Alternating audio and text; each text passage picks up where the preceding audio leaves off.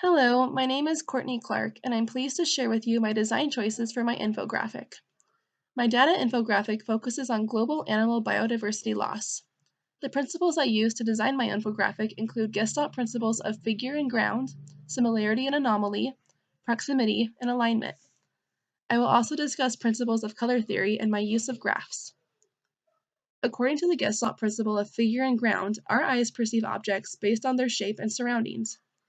My infographic contains 4 different figures under the header currently threatened or endangered. The figures are outlined and separated from their background, and they are detailed enough for viewers to know they are animals. The Gestalt principle of similarity and anomaly explains that closely related objects are emphasized to show groups or patterns. This can be done with elements such as color or size.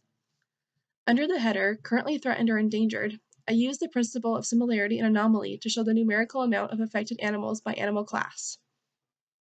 The amount of endangered or threatened animals is highlighted in a different color to show the pattern. According to the Gestalt principle of proximity, we associate items as being related when they are closely grouped together. Under the currently threatened or endangered header, I use the principle of proximity to show how the figures and text are related to one another.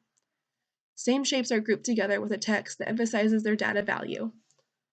Under the header, Biodiversity Lost Since 1970, the pie charts show different environments, but they are similar data, and so they are close in proximity. According to the Gestalt principle of alignment, the center alignment is more formal. However, it can be more difficult to read the text.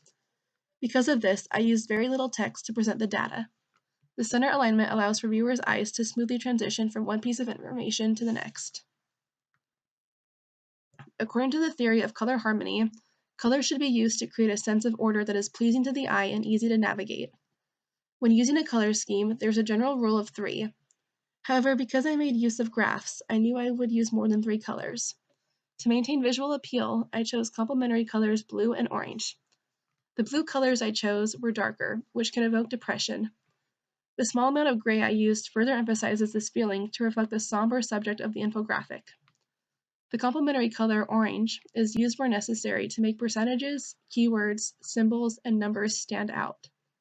The end result is that one color highlights information while the other color presents a more serious tone. I added a line graph to the infographic in order to show viewers the most significant data, mass biodiversity loss over time.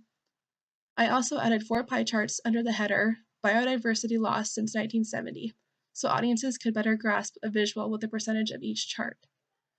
Thank you for listening today, and if you have any further questions or comments about my infographic, please feel free to reach out to me and I'll be happy to discuss it further.